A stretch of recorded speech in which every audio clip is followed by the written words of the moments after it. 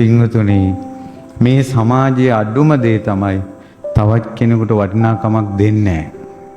ඒ නිසා අනිත් අයට වටිනාකමක් දෙන්නේ නැති නිසා මොකක්ද දන්නවද වෙන්නේ?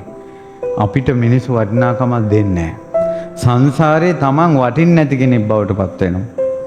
අනිත් අයට වටිනාකමක් දෙන කෙනා සංසාරේ අනිත් අයට හරියට එයාව වටිනවා. එයාව පරිස්සම් කරගන්නවා අනිත් අය.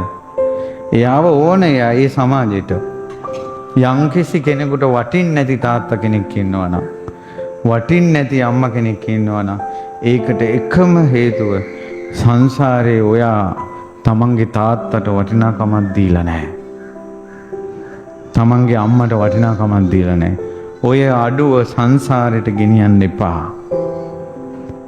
අම්මට වටිනාකමක් දෙන්න, තාත්තට වටිනාකමක් දෙන්න.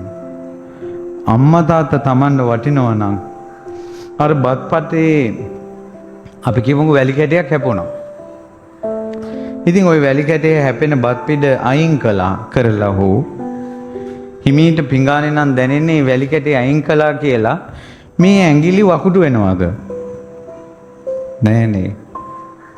නමුත් සංසාරේ කට වකුටු වෙන කර්මයක් රැස් කරගන්නවා අම්මට ගරහලා, තාත්තට ගරහලා. දෙමව්පියන්ට ගරහන්න එපා.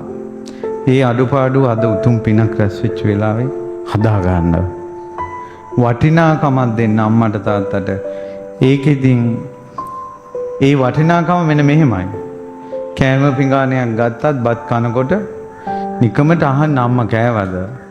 තාත්තා කෑවද? මහත්තයා නම් නෝනෙන් අහන ඔයා කෑවද? පොඩ්ඩක් අනිත් එක්කෙනත් කෑවද කියලා බලන්න. මේ මිනිහයාට වටිනාකමක් දෙන්න.